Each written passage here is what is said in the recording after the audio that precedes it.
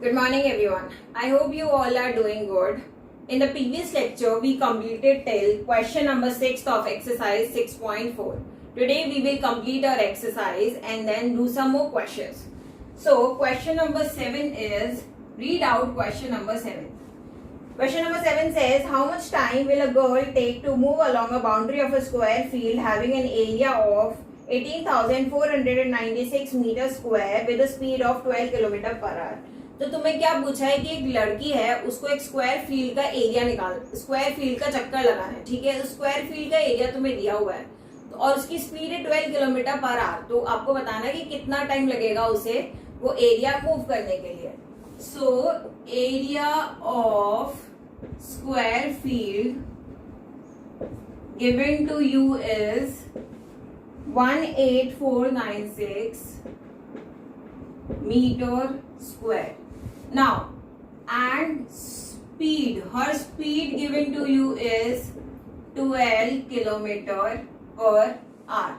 Now, speed को अगर हमें किलोमीटर पर आवर को मीटर पर सेकंड में कन्वर्ट करना है तो क्या करना होगा. इन मीटर पर second what you do, you multiply it by 5/18. अब आप पूछोगे मामी 5/18 कहाँ से आया. तो किलोमीटर पर आवर को मीटर पर सेकंड में जब हम कन्वर्ट करते हैं तो एक किलोमीटर में कितने मीटर होते हैं 1000 और एक आवर में कितने सेकंड्स होते हैं 60 into 60.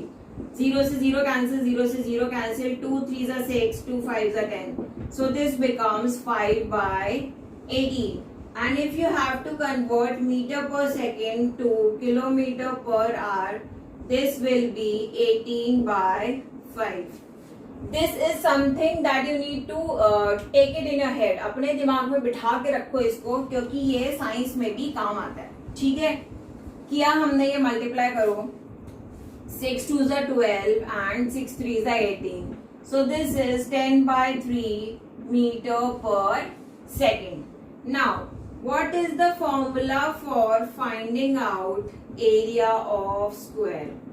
Side into side, which is 18496. So side का square कितना आ गया 18496. So side will be under root of 18496. अब आपको लॉन्ग डिवीजन मेथड से 18496 का स्क्वायर निकालना आता है.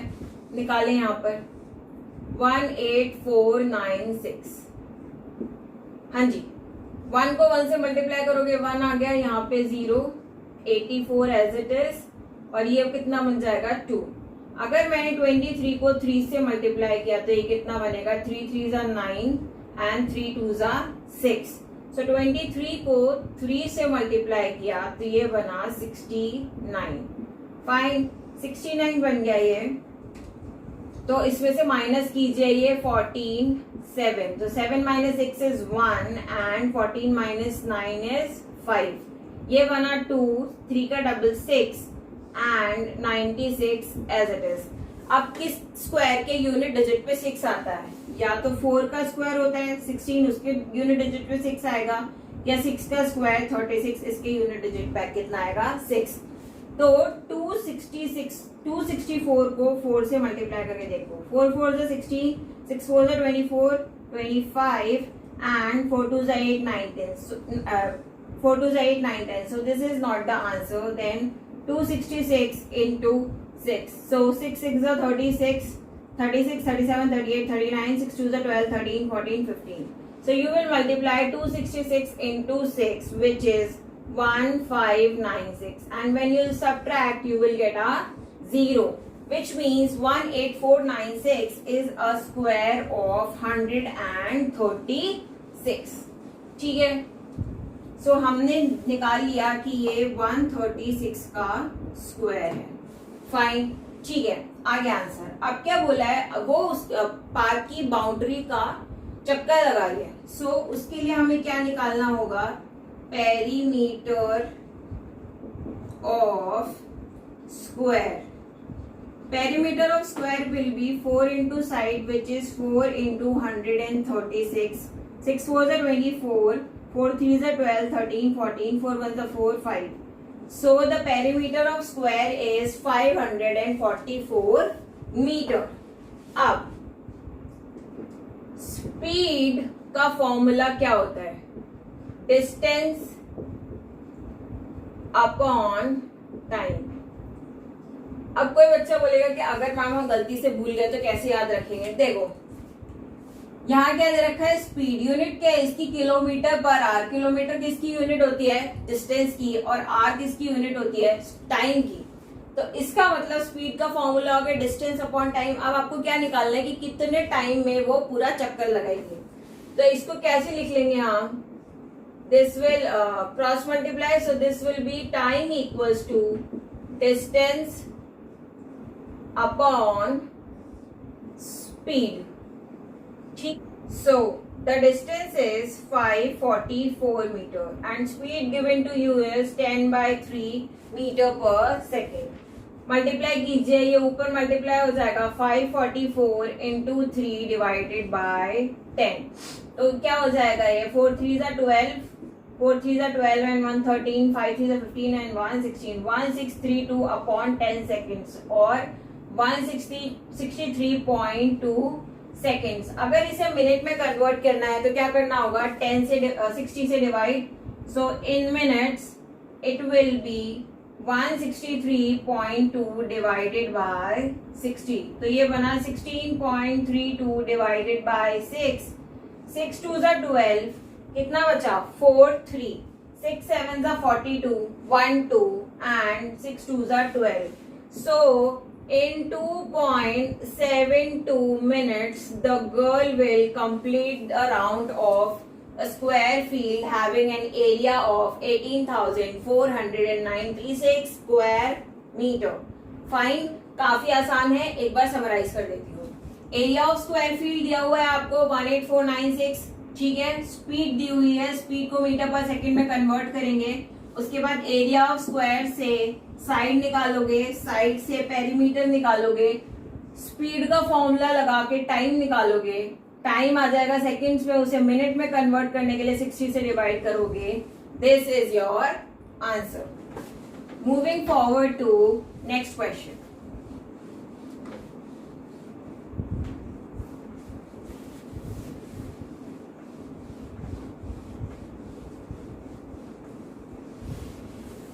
Question number 8. A journal arranges the soldiers in rows and columns to make a perfect square. Perfect square बना रहा है तो rows और columns same होंगे. Fine. He finds that doing so 36 soldiers are left out. अब वो उसको पता चल रहा है कि अगर वो ऐसा कर रहा है तो कितने soldiers रह जा रहे हैं? 36. So number of soldiers left out are 36. अब क्या बोला है? If the total number of soldiers be 8500, total soldiers are 8500. Fine. So what do you need to find out? Find the number of soldiers in each row. ठीक है, ऐसा question हमने practice session में किया था। मैंने करवाया था आपको, इससे पहले वाले क्वेश्चन में प्रैक्टिस सेशन में करवाया था और ऐसा क्वेश्चन भी प्रैक्टिस सेशन में करवाया है। So you exactly know what you need to do. So total soldiers इतने हैं, उसमें से 36 जो जर्नल है उसने छोड़ दिए हैं। So number of soldiers remaining for the square बनाने के लिए कितने सोल्जर्स रह जाएंगे? 8500 माइनस 36। 8500 में से 36 सब्ट्रैक्ट करो यहाँ पे सब्ट्रैक्ट। ये बना 10 9 4 8 4 6 4। तो the number of soldiers that can be arranged in the square with equal number of rows and columns are 8 4 6 4. Now what you need to do, you need to find out the square of 8 4 6 4. ठीक है, 6 6 जा 36, 7 7 जा 49, 8 8 जा 64, 9 9 जा 81. So 9 को 9 से multiply करोगे तो इधर आ जाएगा 81. कितना बचा? 3. 64 को नीचे ले आए, 9 का डबल होता है 18. अब यहाँ पे क्या आए?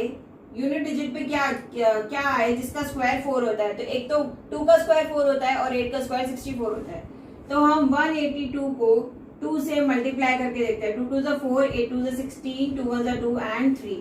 तो अगर मैंने 182 को 2 से मल्टीप्लाई किया तो आ गया 364, which gives you remainder as 0, which means that there will be 92 soldiers in each रो। हर रो में कम से कम 92 सोल्जर्स होंगे, तो क्या बनेगा? एक perfect square. Fairlie easy question. ये क्वेश्चन मैंने आपको प्रैक्टिस सेशन में दिया था और समझा भी दिया था। Now moving forward to question number 9। Question number 9 says in a right angle triangle ABC. एक हमने राइट एंगल ट्राइंगल बनाया एबीसी जो राइट एंगल है बी पर। So this is your triangle ABC. Now, if AB is 6 centimeter and BC is 8 centimeter, you have to find out AC. First part के लिए आपको क्या निकालना है? AC निकालना है। So क्या होता है? परपेंडिकुलर का स्क्वायर प्लस बेस का स्क्वायर इक्वल्स टू हाइपोटेन्यूज का स्क्वायर। ये क्या है? पाइथागोरस थ्योरम है। So 6 का स्क्वायर प्लस 8 का square equals to h square. 36 plus 8 8 जा 64 is equals to h square. Add कीजिए 6 and 4 10, 6 and 3 9 and 1 10. So this is h square. So h will be equals to under root of 100 and you all know 100 is a square of 10. So the value of AC is 10 centimeter. यहाँ पे लिख सकते हो AB square plus BC square equals to AC square. Using Pythagoras theorem. आप second question क्या कह, second part क्या कह रहा है इसका? If AC is 13 centimetre, AC आपको दिया है 13 centimetre and BC is 5 centimetre, BC is 5 centimetre, then you need to find out AB। AB find out करना है आपको। क्या है? सेम लगाओगे, perpendicular square plus base square is equals to hypotenuse का square. Perpendicular is AB, base is BC, so hypotenuse is AC. AB आपको find out करना है। So AB square is equals to AC square minus BC square. AC is 13 का square minus 5 का square. 13 का square कितना होता है? 169 minus 25. 9 minus 5 4, 6 minus 2 4 and 1. So AB is equals to under root of 144 और हमें पता है 144 is a square of 12. So the value of AB will be 12 centimeter. अब आप कंफ्यूज मत हो जाना, यहाँ पे एक और राइट ट्राइंगल बना लो। ABC आपको दिया है ये 5 सेंटीमीटर और ये 13 सेंटीमीटर। ठीक है, moving forward to question number 10।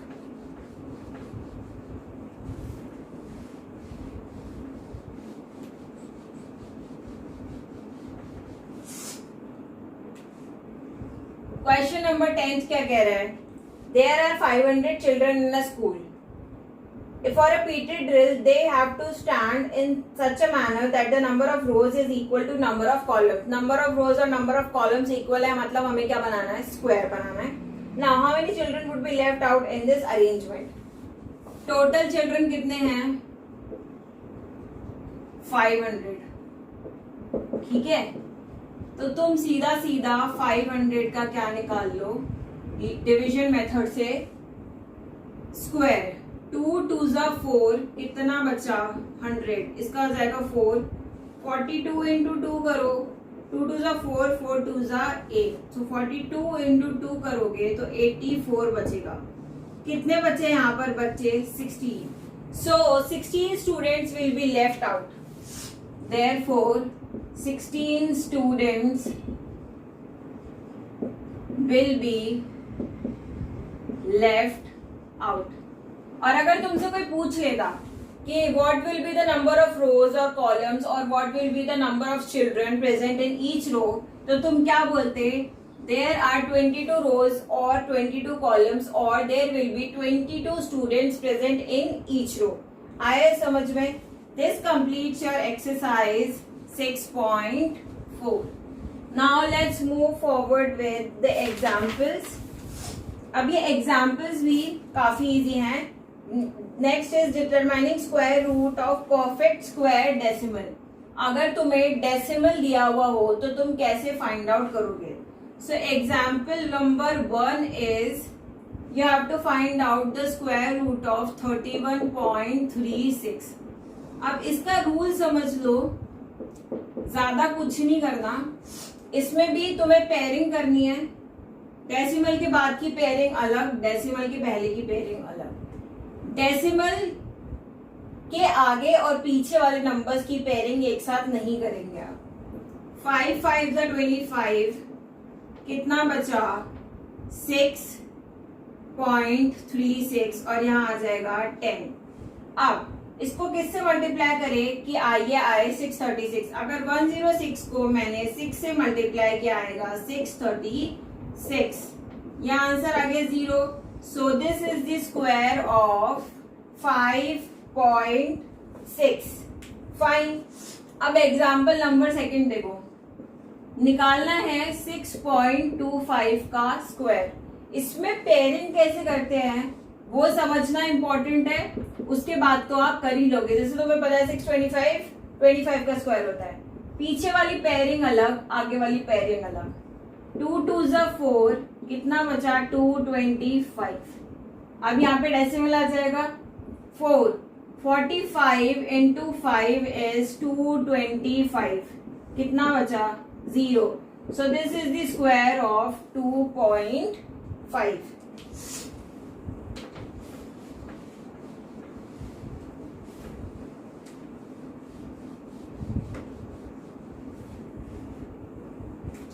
Third example देखो. This is under root of 295.84. अब देखो यहाँ पे कंफ्यूजन के बहुत सारे चांसेस हैं. देखो डेसिमल के बाद आप लेफ्ट टू राइट पेयरिंग करोगे तो ये बन गया पेयर. और डेसिमल से पहले राइट टू लेफ्ट बताया था तो ये 2 का पेयर बन जाएगा और ये बन जाएगा पेयर. 1 1 1. कितना आया? 195. 2 से मल्टीप्लाई करो. 25 into 5. 5 5 25, 5 2 10, 11 12. 26 को 6 से मल्टीप्लाई करते हैं. 6 6 36, 6 2 12, 13 14 15. 27 को 7 से मल्टीप्लाई करो. 7 7 49, 7 2 14 एंड 18, 189. तो अगर 27 को 7 से मल्टीप्लाई करिए तो आ रहा है 189. तो यहाँ पर कितना बचा? 6 और 84 हम कॉपी कर लेंगे. अब क्या होता है? 7 का डबल होगा. 7 का डबल कितना होता है? 14 होता है. तो 4 और 1 कैरी हो जाएगा और ये दोनों मिलके क्या बना लेंगे? 3. नाउ अब यहाँ पे कितना है? 4.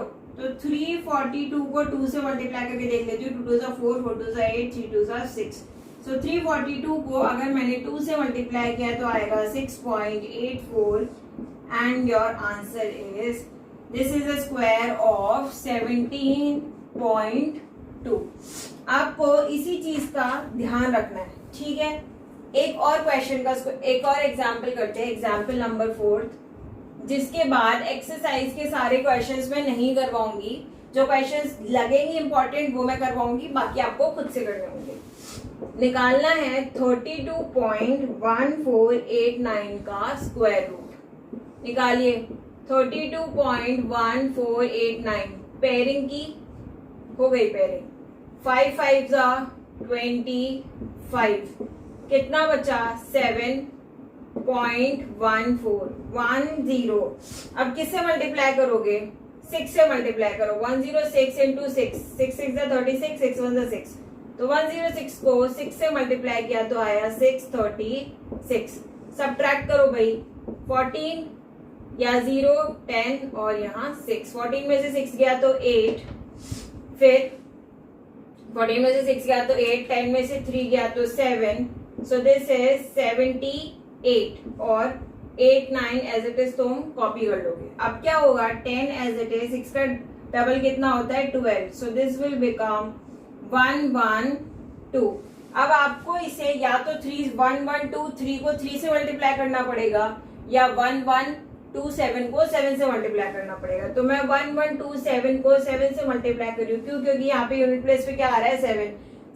अब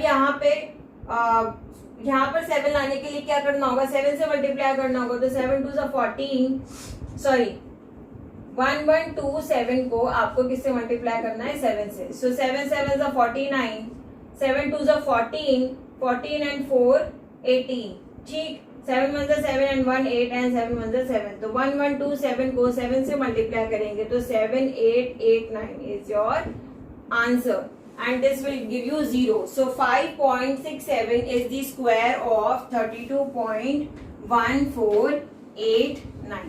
Now let's move forward with exercise 6.5. अब देखो एक्सरसाइज 6.5 कर रहे हैं हम। फर्स्ट क्वेश्चन क्या कह रहा है, find the square root of following perfect square decimals. First one is 12.25। 12.25 किसका स्क्वायर होता है, 4 3 12, तो किसका स्क्वायर होगा, 35 का स्क्वायर। ये वाला क्वेश्चन आप खुद से करेंगे। देन 13.69, ये वाला आप खुद से करोगे। So first, second you will do on your own. Third one is 57.76, you will do on your own. Fourth one is 610.09, ये मैं आपको बता देती हूँ। 610.09 करो। 2 2 4, कितना बचा, 210। देन 4, 45 को 5 से मल्टीप्लाई करके देखो कितना आएगा, 5 5 25, 5 4 20 and 22, नॉट वर्किंग। 44 को 4 से मल्टीप्लाई करके देखो, 4 4 16 and 1 17। So 44 into 4 is 176। Minus करो, ये 10, ये 0 10 and this is 1। 10 में से 6 गया तो 4, 10 में से 7 गया तो 3, ठीक। और यहाँ पर आया 0 9, 4 4 का डबल 8। अब किससे मल्टीप्लाई करूँ, या तो 483 को 3 से मल्टीप्लाई कर सकती हूँ। तो 3 3 9, 8 3 24, 4 3 12 and 13 14, ये नहीं आया आंसर। तो 487 को 7 से मल्टीप्लाई करते हैं। 7 7 49, देन 7 8 56 and 4 60, then 7 4 28 and 6 34। सो 487 को जब मैंने 7 से मल्टीप्लाई किया तो आया 3409। सो this is the square of 24.7।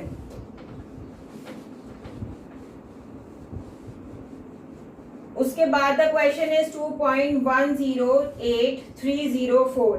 इसमें भी पेयरिंग कर लोगे, 04 की पेयरिंग हो जाएगी। देखो 2.108304, 04 की पेयरिंग हो जाएगी, 83 की पेयरिंग हो जाएगी, 10 की पेयरिंग हो जाएगी, 2 सिंगल रह जाएगा। तो इसको आपको स्क्वायर रूट निकालना है अपने आप। ये कौन सा पार्ट है, 5th part. Then 6th part है 0.0441। ये पेयरिंग, ये पेयरिंग, ये अकेला। इसका आंसर भी तुम खुद निकालोगे। And 7 8, both of them I am giving to you in homework. और अगर आपको इन क्वेश्चंस में कोई भी प्रॉब्लम आती है तो you can always ask me in the live class, ठीक है। लाइव क्लास में हम डिस्कस करेंगे।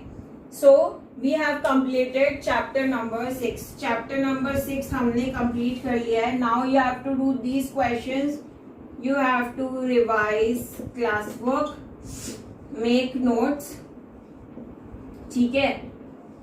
एंड जो आपका 16th को क्लास टेस्ट होने वाला है उसमें चैप्टर 1 से 10 क्वेश्चंस आएंगे एमसीक्यू टाइप,